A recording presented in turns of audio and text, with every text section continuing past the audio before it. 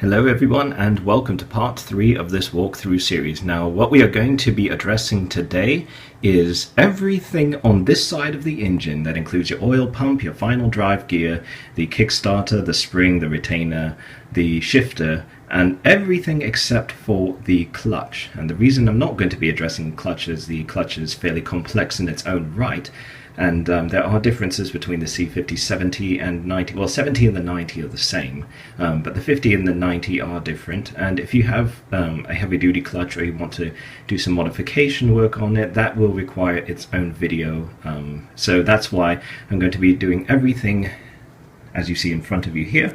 So the final drive gear, the Kickstarter, the oil pump, the shifter, this is all part of the shifter, all these guys right here and that little pole right there. So let us begin.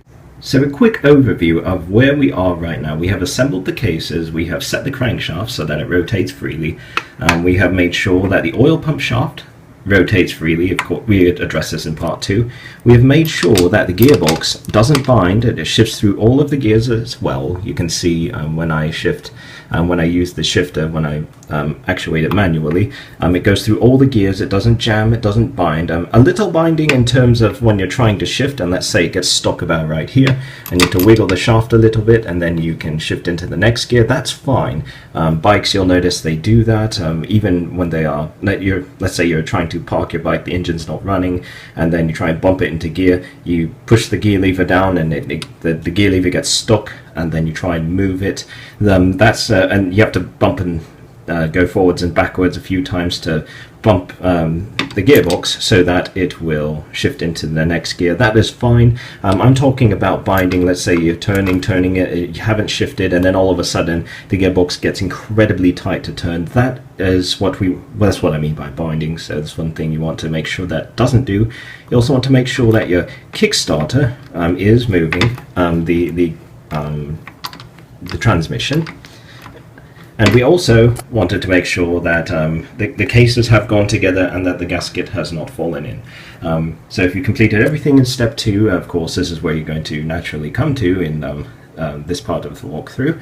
And I will mention, though, the case bolts. I still haven't tightened these. It's not, I mean, you can do it. You can do it right now as long as all the, as I said, the gearbox, the shifter, the Kickstarter, the crankshaft, and the oil pump, as long as they are all seated correctly, you can tighten the bolts now, and that's fine.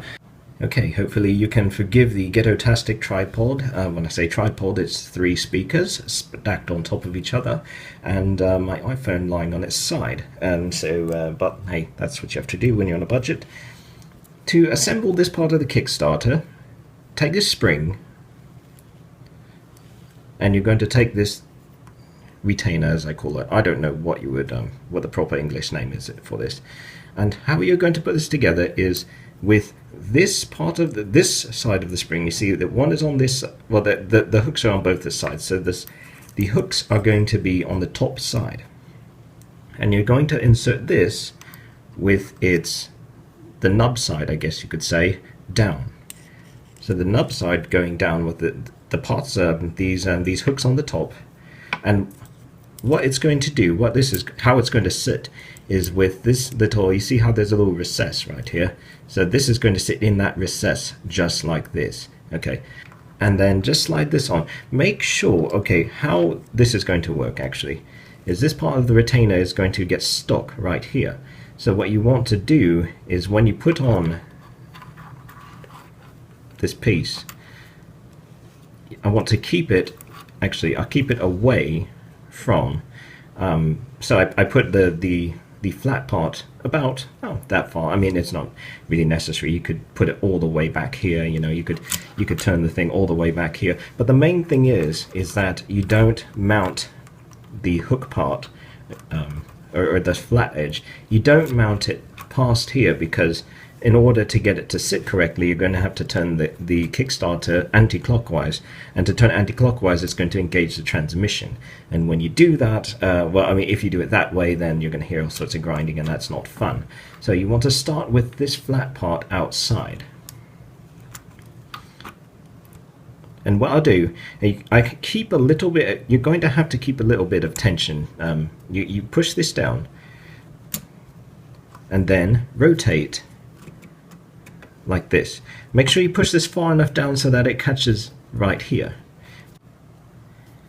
And now while you keep holding this down, the objective is to get this part of the spring over this. Okay, you see there's a little corner over here, and this part of the spring is contacting this gasket surface. It's actually contacting the edges. Don't worry about that, you'll be fine. It's not going to gouge up anything. And so the goal is to pull this spring. Well, you have to keep this held down. If you don't hold this down, it's actually going to pop off the Kickstarter, and you don't want that to happen. Then you're going to have to reset it. So what I'm going to do is I'm going to hook my, you can use a screwdriver or anything. I'm just using my snap ring pliers because that's all I happened to bring to the office today. And what you're going to do is pull this spring over this part right here. So hopefully you can catch that.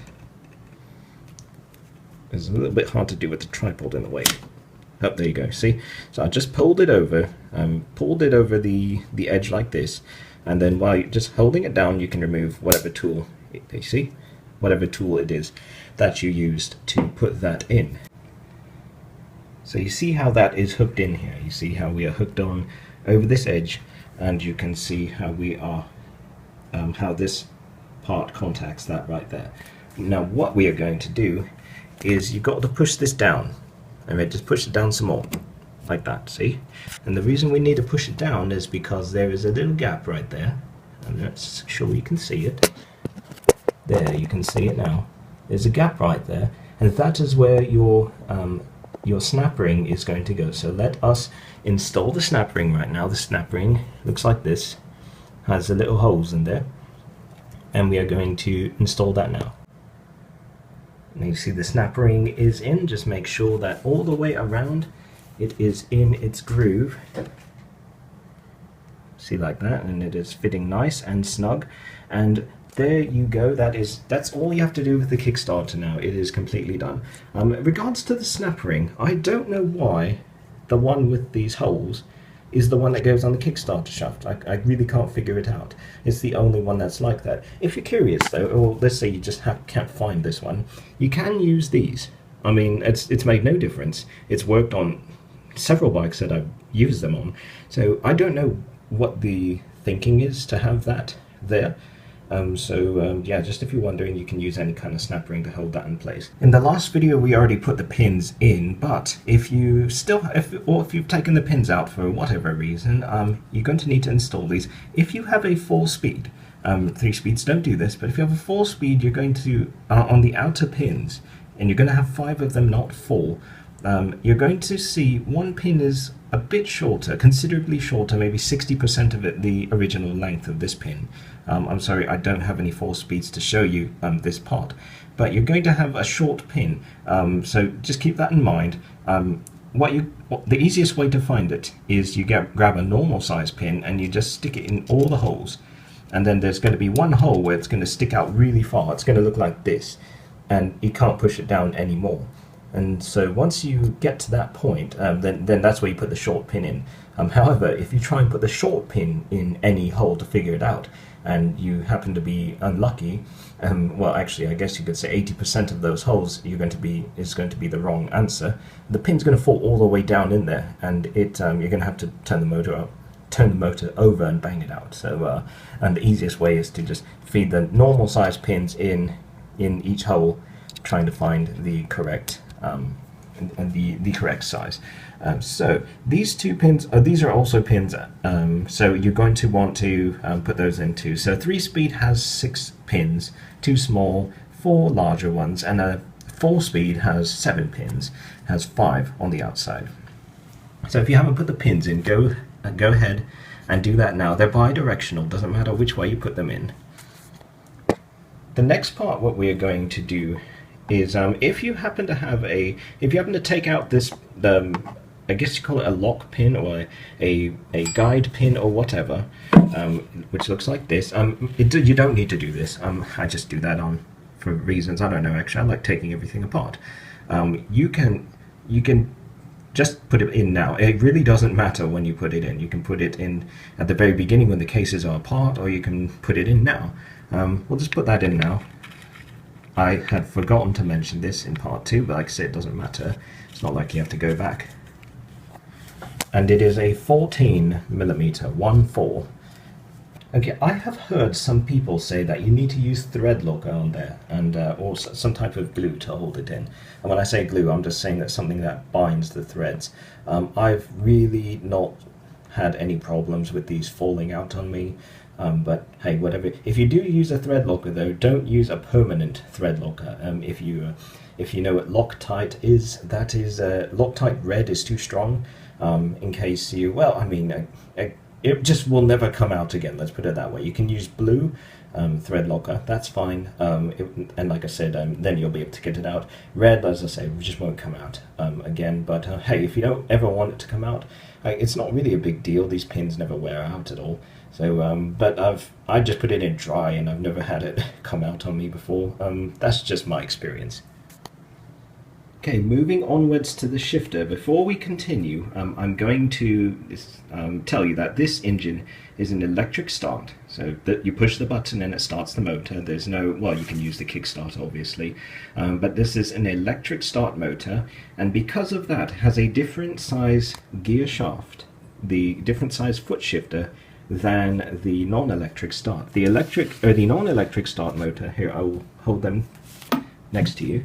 I will show them side by side. These two shafts are exactly the same length, this side, but you can see the difference in length with these two bits over here. And so, like I said, these two are different lengths. I mean, you could try putting this in. I've done it before, and in a pinch, and it does work, but it barely clears. You really have to mount your gear shifter at the very end of the threads, and it's no fun, and it slips and it tends to strip the threads. So just don't, if you happen to be converting your engine, for example, to an electric start, use make sure you get the longer shaft, okay? And another side note is, if you have a twin clutch motor, not one of these dual clutch motors, that's a completely different thing, but a motor where the clutch mounts on the crankshaft, the input shaft. This is not, it looks very similar, but in fact, if you take a look at this, it's very hard to see. In fact, let's put it right here. You can see it is about 1 centimeter longer. This part of the tail, this part of this tail end of the shaft is longer by about 1 centimeter, and it will not fit in electric start cubs. So when you're searching for aftermarket parts, be very aware that there are many different sizes of shafts. They look very similar. Make sure you have the one for your appropriate for your bike. This is especially important if you're like me, you're a tinkerer and you have about 50 engines or so in your house. Just a side note about the gear shifter and the gear shaft. Also, if you take a look at, this is your what this does. Remember, I was actuating the gear drum, and I was telling you that this is where it is in, this is how it sits in gear. So this is one gear, and then this turns, and this is another gear. This is the shaft that gets pushed backwards and forwards to move the drum to shift you into a different gear. And if you have to, let's say you're converting to a 4-speed, for example, or you have a lot of these hanging around, there are differences in the 3 and the 4-speed. So I'm going to show you those now. They both fit, unfortunately, on the same shaft. So you really have to just look at the opening. And you can see one opening, focus, one opening is slightly bigger than the other. Not by much. Not by much. I need to get a good... Oh, come on.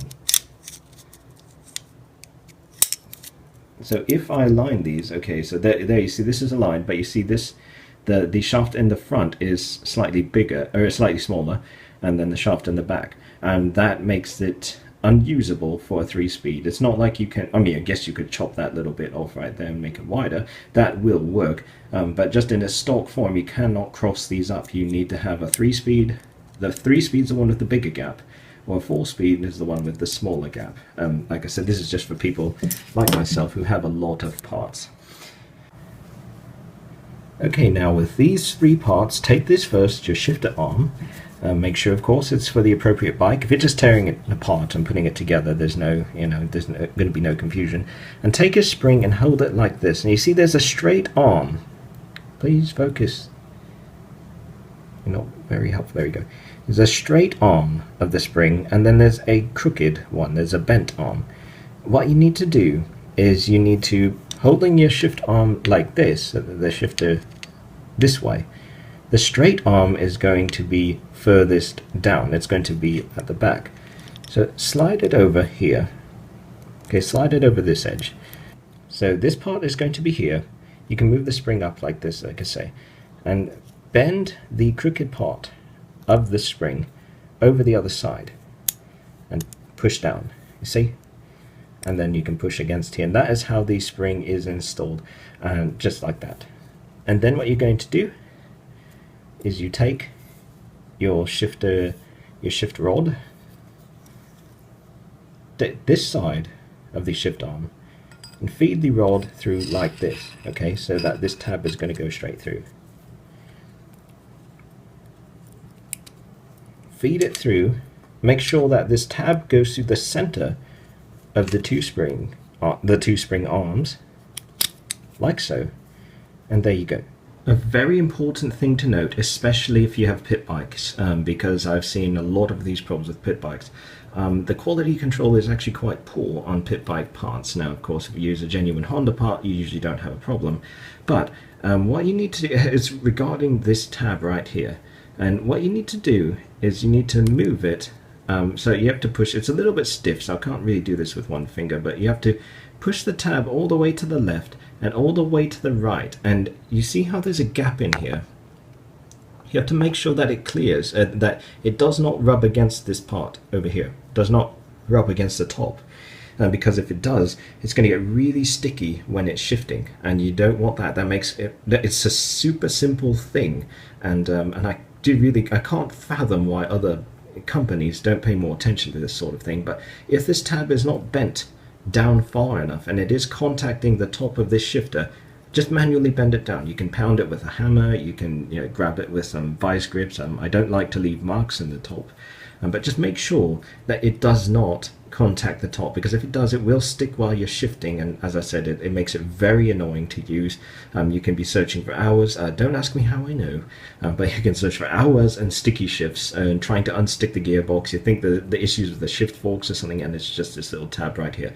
So make sure that there is plenty of clearance. Not plenty, but just make sure that there is clearance and it does not hit the top of this housing.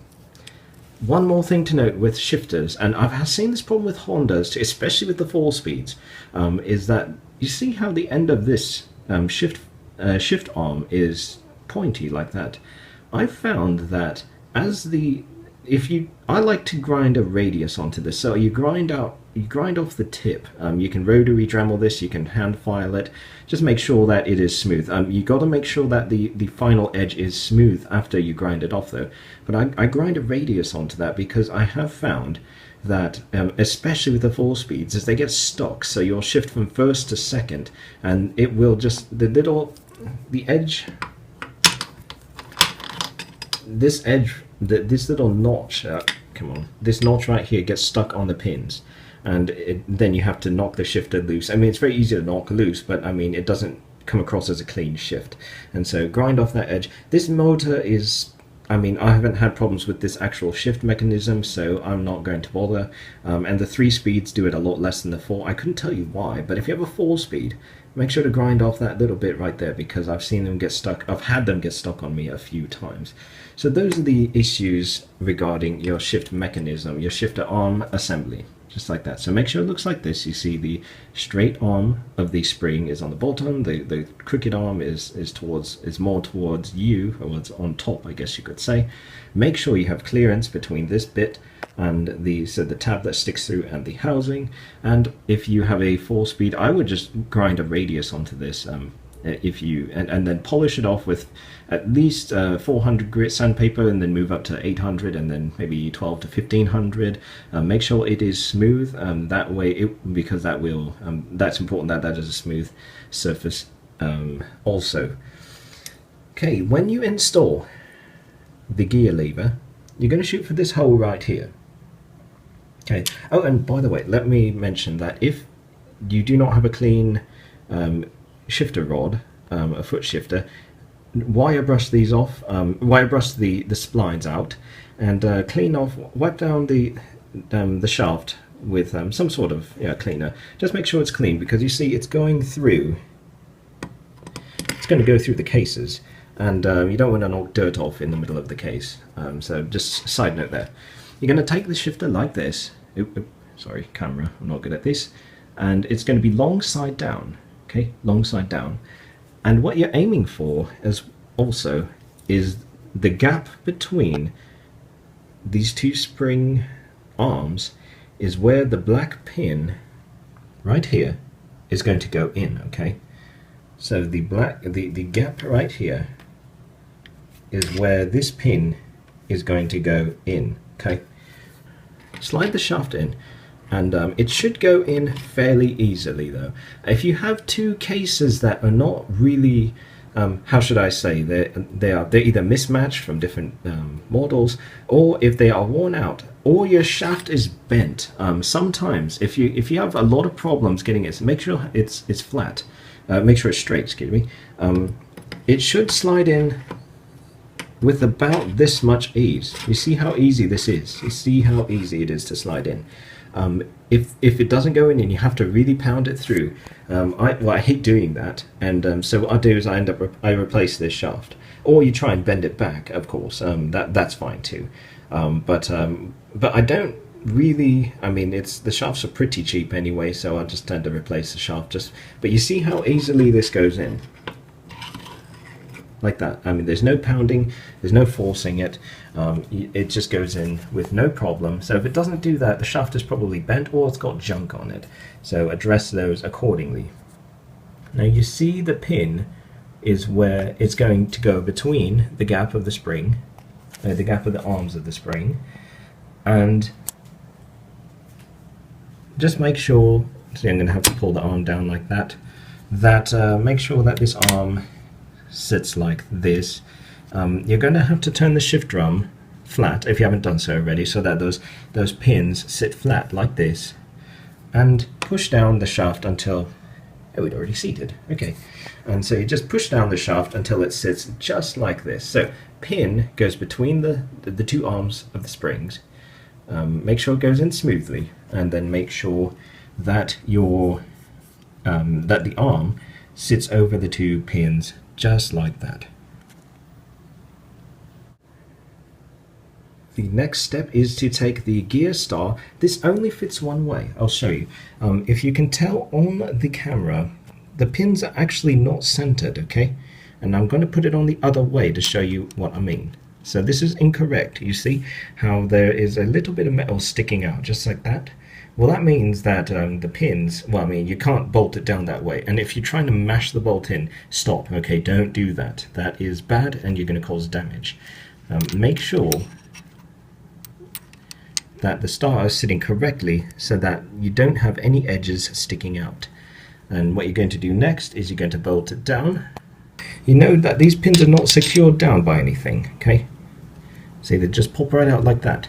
So you're going to want a bolt that secures, that covers those pins. In fact, you can see where the bolt used to be on this model. Now this is just a washer. There are many variations I have seen on these bolts. Some of them have a pressed-on washer. Some of them look just like this. They have a fat head and kind of the washer-like head, I guess you could say. Sometimes you will see them with a hex head. Sometimes you will see them at 8mm with an extended flange on there. Whichever. Just as long as after you put it in, it covers the pins, because you cannot, well, you can, but you don't want the pins to fall out on you. It's obviously a bad thing. So secure that in however it may be. Just make sure that it covers the pins. That is the main thing. Okay. As mentioned, sometimes you have a 10mm bolt. In fact, a majority are 10mm like this. I don't know. Well, I mean, it really doesn't matter. But you have. I just think it happens to be with hardware on certain. They just have a hardware shortage, so they just use something that works. Don't tighten it down right now, okay? Don't take your wrench and try and torque this down, because what's going to happen is the gear drum is going to spin and it's going to get stuck, and you think, oh, okay, there's a good opportunity for me to tighten this down. But you got to remember how the gearbox works. This is your shifter, okay? And these shift forks, is when you turn it like this, the shift forks are going to actually bind. Like they are getting stuck because they're trying to push the gear. They're trying to push the cogs back and forth. You know, they're trying to shift it into another gear. So if it's stuck and you torque this down, if you cinch it down like this, you're actually putting pressure on the shift forks, and a direct pressure on the shift forks, and a lot more torque than they're designed to take. Fortunately, Honda forks are pretty tough, and I have seen some novice mechanics tighten it down that way, and I'll admit to doing it myself if I'm in a pinch, and or if I'm just lazy. I'll admit that I've done that before, but I have also bent shift forks that way before, so that's why I say don't do it, and I'm going to show you how to do it the proper way and how it's actually quite easy to do. So the proper way to tighten down this nut, you're going to need to get the engine up.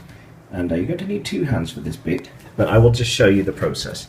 Okay, so if you have just a regular, if you don't have the notch in here, where's my finger? There it is. If you don't have the notch in here like this, you're just going to cinch this down with the 10mm bolt and its washer. Now, there's a flat side of the washer.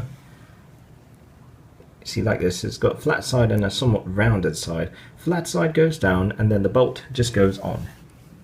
10mm bolt.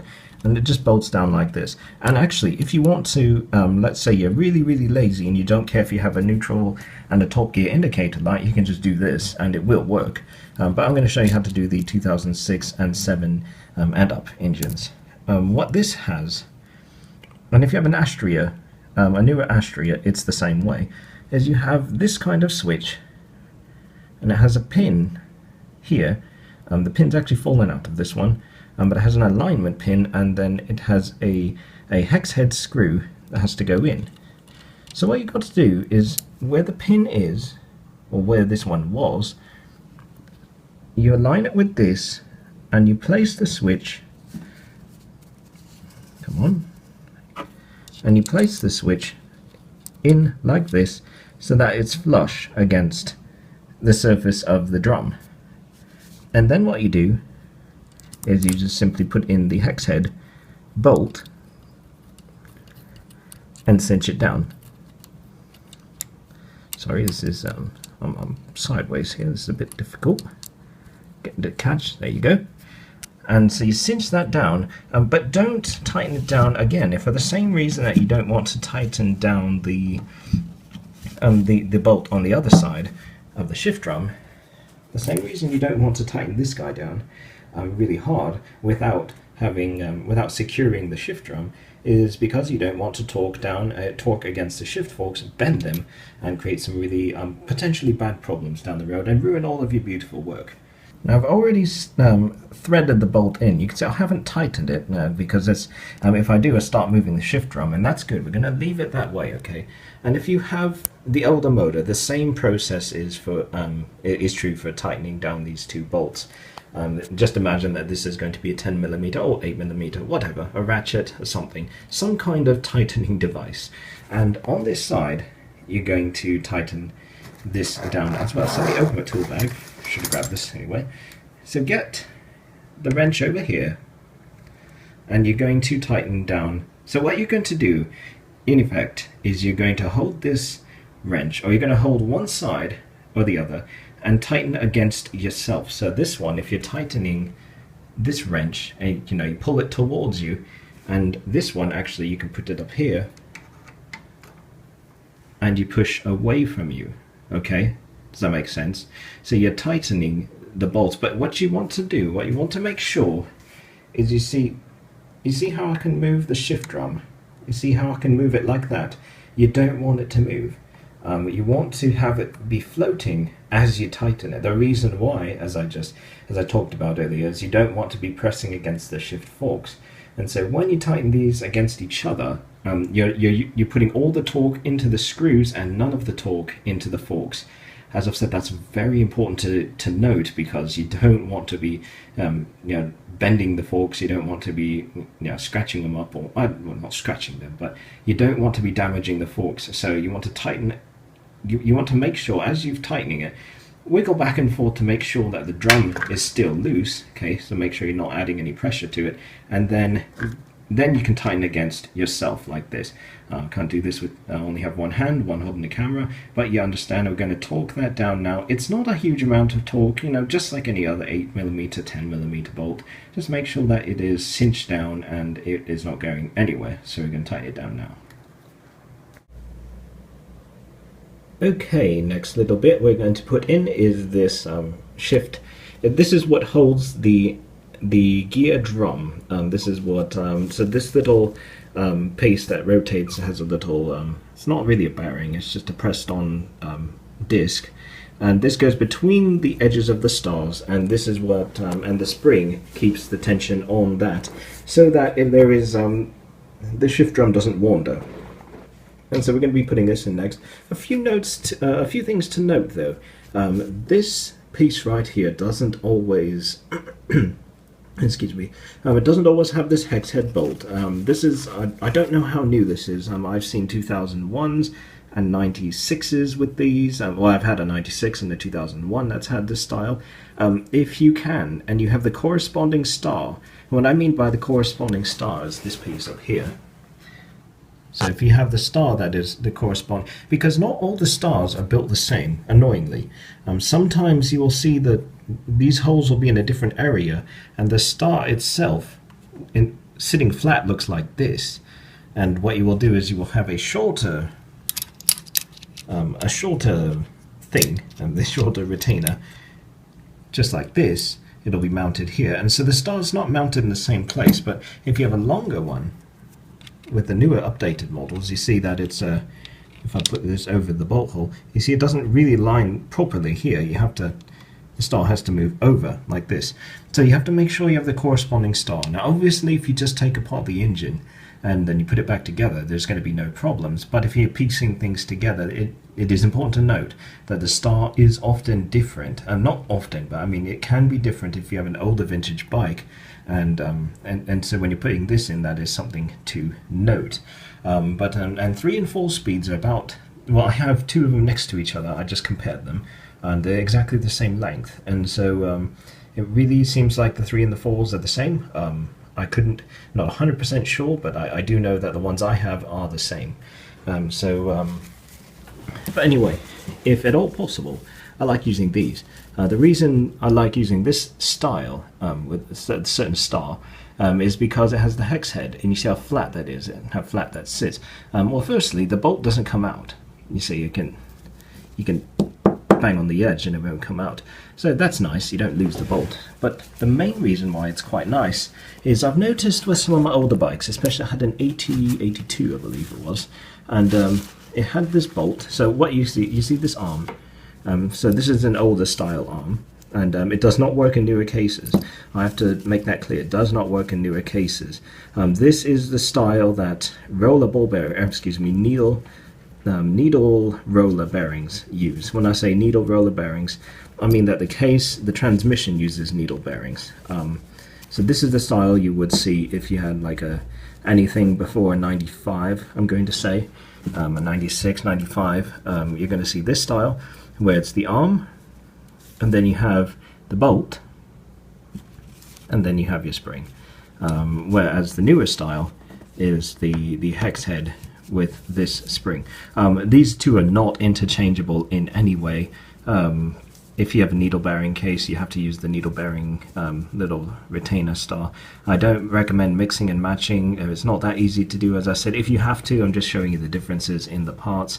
Even if you get the star right, sometimes sometimes what happens is you get the star is right, but then this doesn't sit flat enough because this piece right here, the little where he bolts down it, is not high enough. I've noticed it's higher with the needle bearings in some cases, and sometimes it's not. And then sometimes the spring is too thick. It's got 3 coils on it, or 4 coils. You can't speak.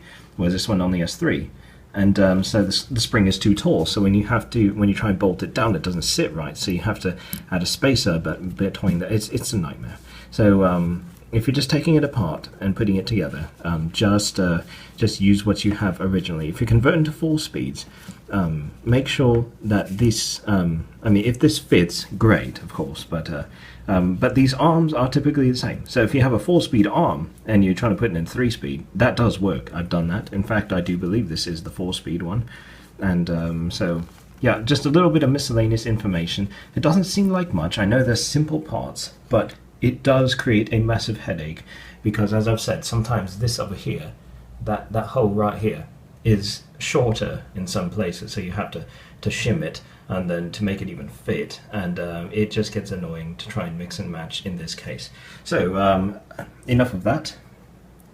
Since this motor takes this style, I've seen many. I believe this is the needle bearing style. I don't know if I've seen these in needle bearing engines. I'm sure I have.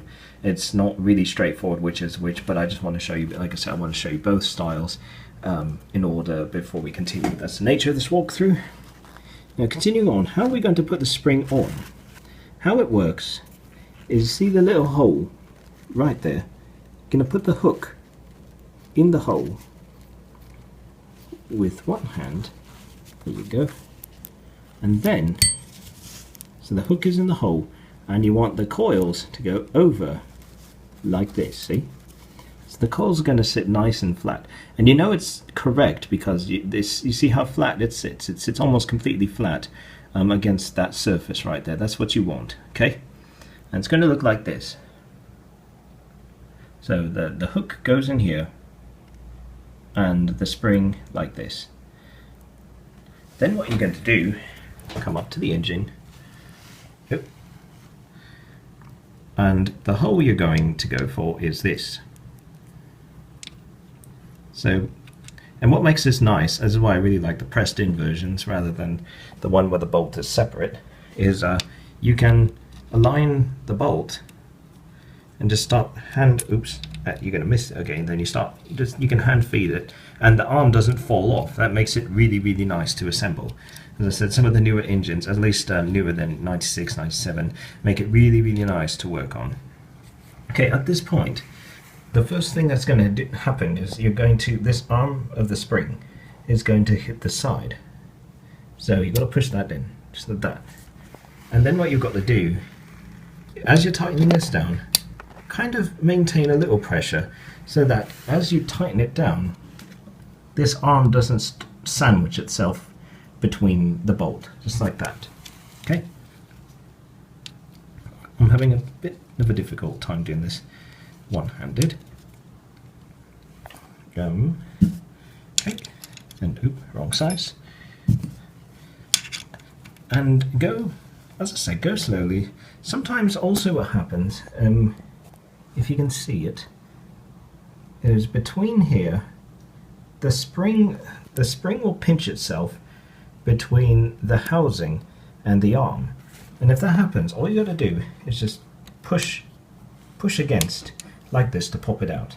Now it's going in smoothly. I don't think this one's going to get stuck. And now we're getting stuck on here, so I'm going to move you just keep popping it loose, keep working it loose. There's no need for massive amounts of torque anywhere.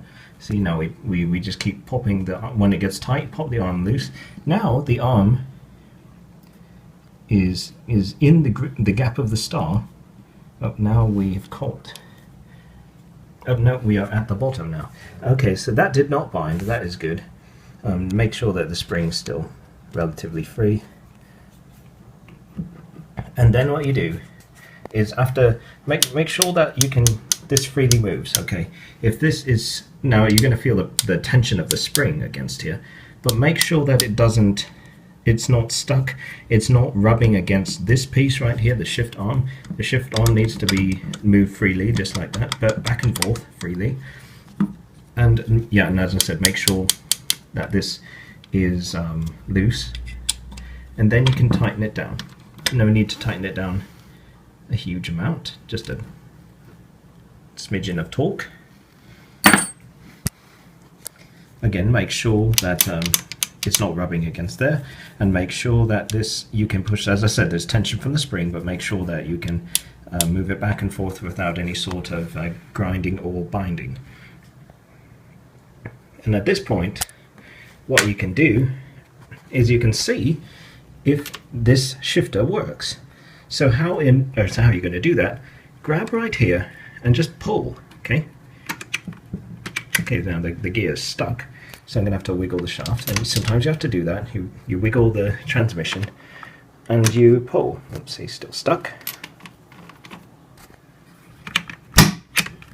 And it's stuck right there. What you will see, that makes sure I want to catch this, what you will notice is that after you shift, see, there you go, now it has popped into gear. That's what happens when you shift with your foot, is it pops it into one gear or another. So you can see how this works. This holds, this part provides the tension of keeping it aligned in its proper place, and when you pull, this part pulls against the pin and flicks one step over. And there's 3 steps, or 4 steps, excuse me: neutral, first, second, and third if this is a 3-speed, neutral 1, 2, 3, 4 if you have a 4-speed. And again, test all the gears. Sometimes it will bind like that.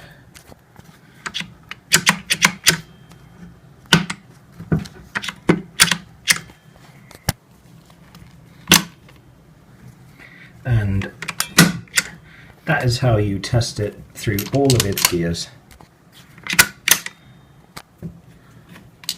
to make sure that it works. See? So that is now we know that this is working properly because it is shifting through all the gears, it's not binding, and you can turn the transmission, and actually if you look at the pinion side of it, you can watch the shaft rotate at different speeds as you rotate this shaft. Now what does that mean? Of course that's showing you the transmission is working. So if you rotate this fast and the shaft barely rotates, I don't know what gear I'm in, but if you rotate fast and you see, okay, so we are in neutral, see? There's no rotation of the output shaft, so if I flick it this way, we're now in first gear. You see I rotate this very quickly, as fast as I can do it, and this shaft barely rotates. First gear. Go into second gear, you see it's rotating a little faster. As I rotate this shaft, it's going a little faster. And third gear, you see I rotate it and the output shaft rotates a lot faster. And that's the nature of the transmission. This also means that it went all the way into neutral from third gear. So I'm not sure why I did that. I thought this had a little thing to stop it from doing that, but no matter. So it can go from third to neutral, I guess. I'm not sure why that is, but you can see now we are back in neutral. And so that's one thing to note, and that your transmission is working, and it is that there's no binding, and it shows you that there's no binding between any of these parts as well. That is how you know that this part is done and done properly. Okay, at this stage we're going to be putting on the drive gear. Don't worry, the oil pump is on here. I actually put that in and shot all of that, and then I forgot this piece. So when we are before we put in the drive gear, which is this right here, and I'll outline the differences in a little bit, you need to have this collar, you see. So it has a little tapered edge, like this, and you need to have the fat side down, just like this. And it's going to slide over it's going to fit very snugly, see? It's going to look like this. So you've got to put the collar in there first. And the reason you have to do that is because if you put the drive gear on before the collar, you can't slip it on. Does not go. You see how we're getting stuck. It just barely gets stuck. But you have to put the collar on before that. And now on to the drive gear specifics. Now this is out of this is the C50 drive gear. This might look a little different compared to drive gears that you have seen, or the one that's in your engine. You might have one. It's very ugly and dirty, but it will look more like this. You see it has a little flange on the outside, just like so. So it has a little flange on the edge, and that's because it has much wider teeth. If you want to compare the teeth, you can see how much shorter, you can see how much wider the teeth are on this one than the 50. Not all 50, some 50s have a wide gear. In fact, a lot of 50s have a wide gear. I don't know why they do the small gear at all, to be honest with you, but my bike has one. And see how skinny the gears are, the teeth are, and then here's the larger one. Most bikes look like this, okay? So I'm just showing you that some 50s don't. They look skinnier. So here's the wide, and there's your skinny teeth. Because it's a 50, I'm just going to use the 50 and go from there. But as I said, there's differences. You can use this wide gear on a 50 if you would like, and I don't recommend using this one on like a 70 or a 90 at all. It's just a lot thinner. Again, I say I don't understand why they do it this way in the first place. Perhaps machining, you could just machine one, do 2 straight cuts and drill the holes in, whereas this one you have to cast it a certain way and do more cuts. I don't know. I really don't know why they don't all use this gear. Maybe less rotating mass or something. But anyway, well, this is very, very easy. All you've got to do, make sure this is tight. Okay, before let's take a quick review. Make sure this is tight and this is tight. Once you can do that, you have to align the 6 notches with the input shaft, just like this, and that's it. That's all.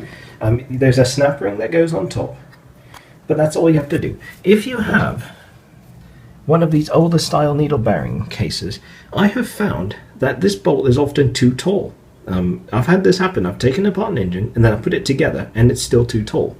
And what that is why that is because this gear, you see how close we are? This gear will contact the top of the head. It will contact the top of the head of the bolt.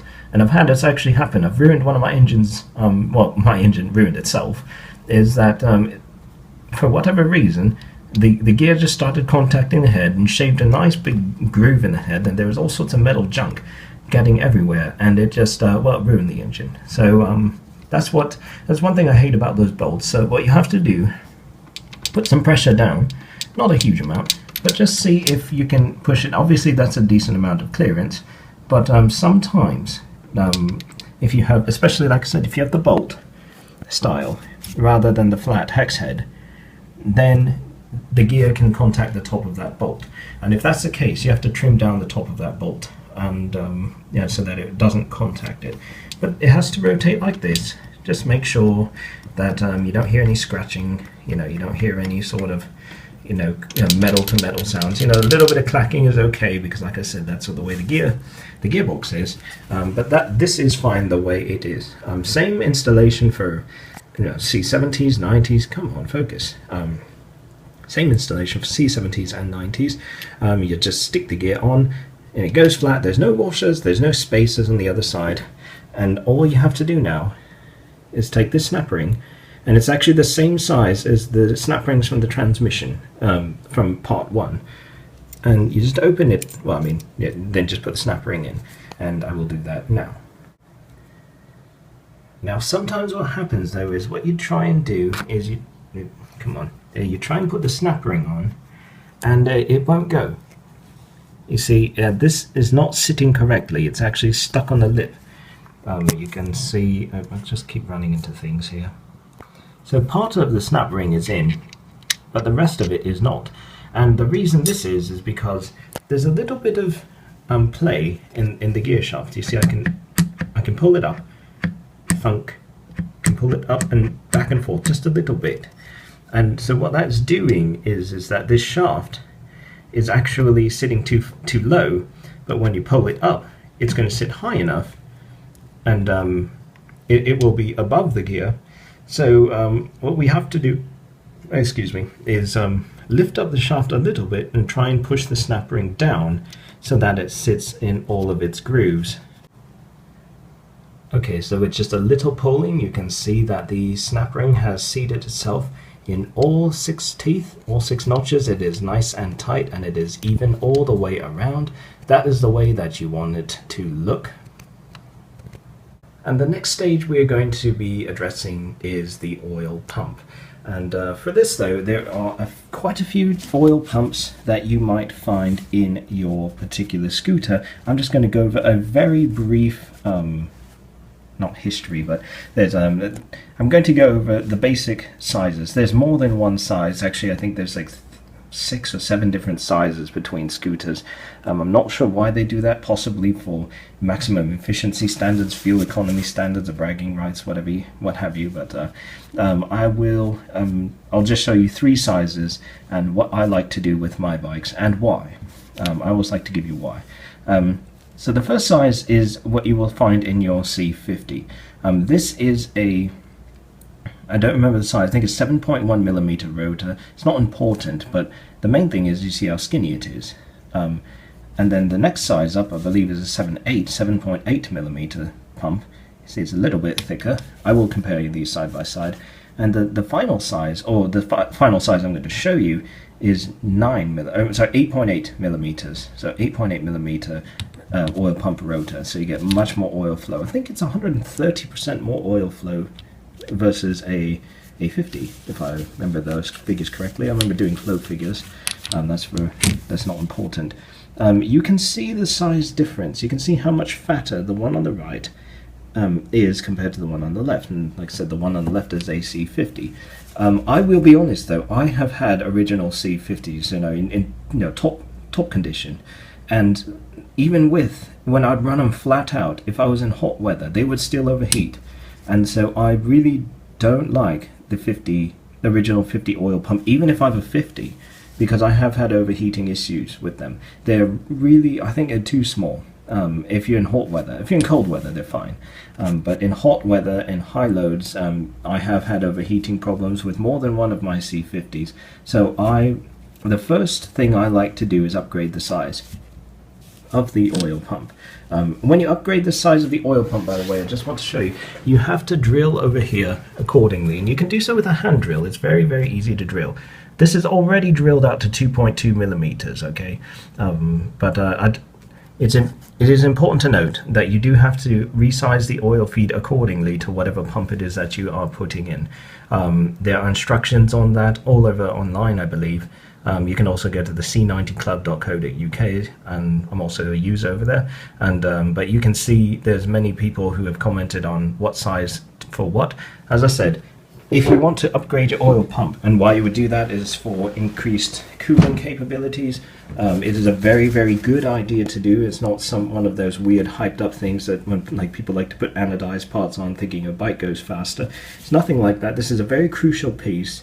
Even if you have a 50, I'm going to say it again, even if you have a 50, and this is an original 50, it's 2012 C50 oil pump, I'm not going to use that. It's too small. It doesn't flow very much. I could definitely use this, which is a GB5 oil pump, which is bigger, much more flow. You can even see that the screws are thicker. One has washers on it and one doesn't. And the reason it has to be that way is because the clutch, when the clutch gets pushed down, it's going to hit the top of the screws if you use these kinds of screws.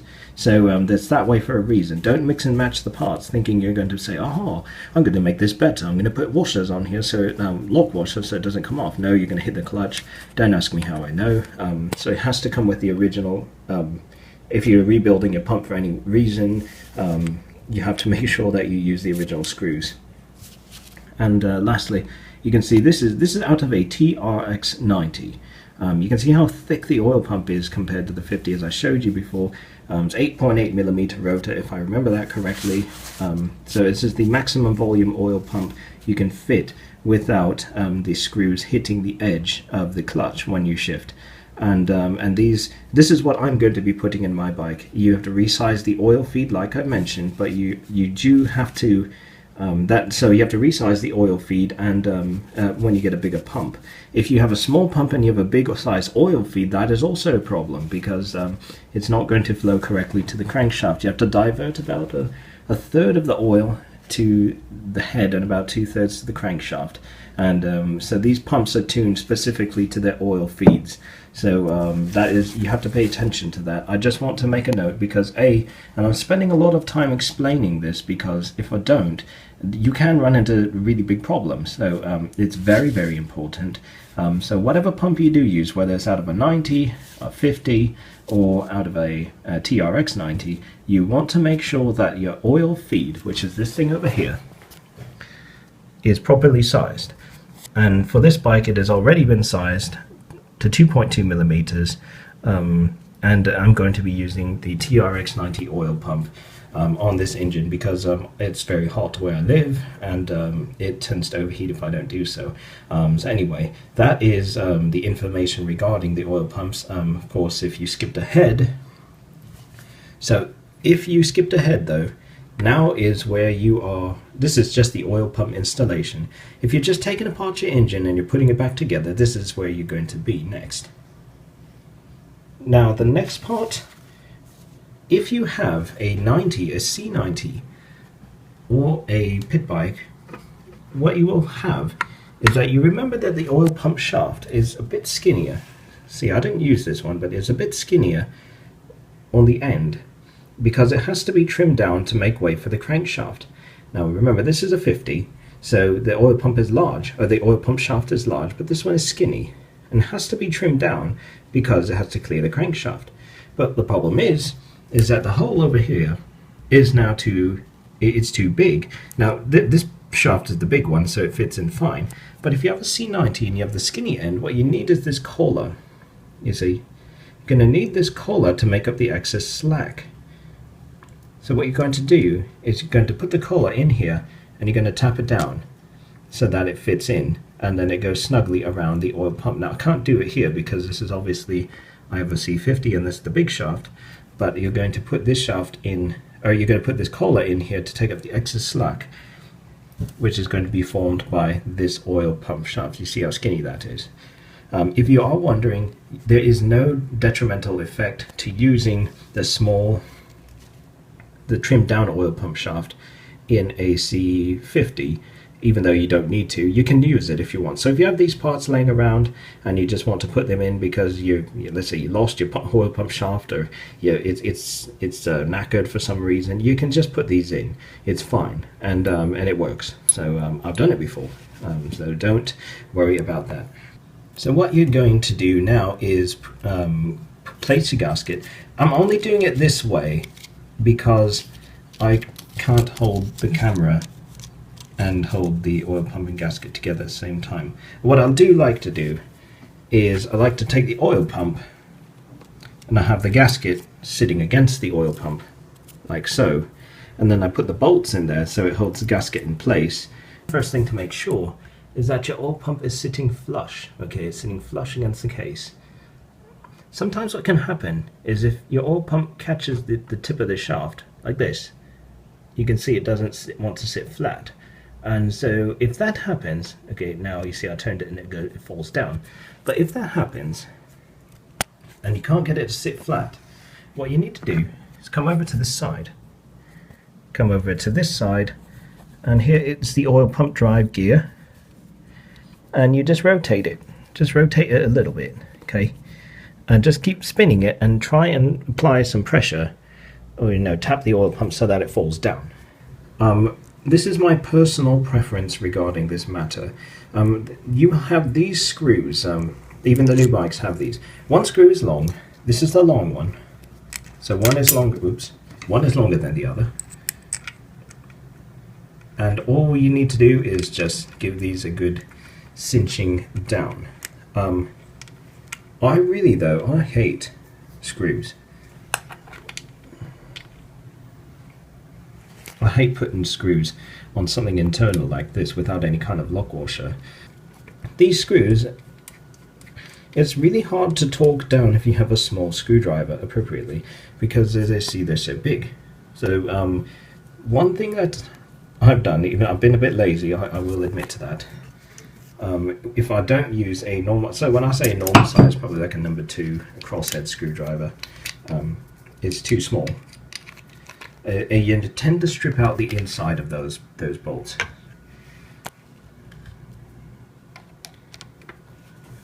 So you see, even though it looks like it fits okay, it's got a bit of it doesn't really bite in that well, and you can twirl it down a bit. But what I really, in fact, you can see I've gouged up the edge of this screw sometime in the past, or who's ever did that. It could have been somebody else. I'm going to say it was someone else. Okay, I'll never blame myself. No, actually I do. I'll blame myself for this one. But these screws strip incredibly easy when you're trying to put a lot of torque on them. You don't need to put a ton of torque, but what I do is I grab my impact driver with a really fat bit on the end. And so you can't see anything. The bit just takes up the entire head of the screw. Let me get it to sit flat. There you go. So it just fits completely in. And then what I do is I just give it I kind of hug the engine, like hug, and I give it a good cinch down, and I give it a good, oomph, and then that tightens it down, and that will get it to, that gets it tight enough. I've never had an oil pump fall off on me, but I'll be frank, I really like to put bolts in there, so sometimes I'll do that. If I have some spare bolts, I will put those in. I don't have any spare bolts with me. Just make sure the heads are a little short, and they're short enough and they will clear the clutch if you ever need to, if it needs to clear the clutch. But that's how you do it. You just give them a good tightening down with it, and make sure the head fits very well into the screw. Otherwise, you will strip them. And if you don't believe me, take a look at this one. And see, there you go. It's been mangled before. They strip very easily. Okay, at this point, the last thing you need to do. Well, you don't even need to do this right now. But hey, let's do it. Put the oil screen in, because there's so many times I thought I'll do that later. I'll put it in later, and then I never do. And then when I take the clutch cover off for the first time to service my motor after the break-in run, I find this isn't in there. The way you put it in, this is a new. Oh, it broke. Okay, I'm not going to use this screen, but the way that that's odd that it cracked like that. So the way that you do it is just a little. You see these flanges, and you see how it's actually angled outwards.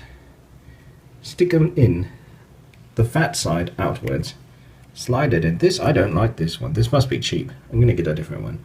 All you need to do for the screen is slide it in like this. You see how that wiggles in there? It doesn't fit nicely. I don't like this. But that's all you need to do for the screen. Slide it in there like that. Flanges fit in here. And that's all you need to do for the screen. But this is probably cheap Chinese rubbish. I'm going to throw it away. And there you go. That is how you complete this side, everything on the clutch side, except for the clutch, which we are going to do in part 4. So, hey, stay tuned. I don't know why I say stay tuned, because this is an internet video. But keep following us if you like, and keep following me. And we're going to address the clutch rebuild in part 4. And this has been part 3, talking about the gears and the shifter and the Kickstarter. Thanks for watching. I'll see you in the next video.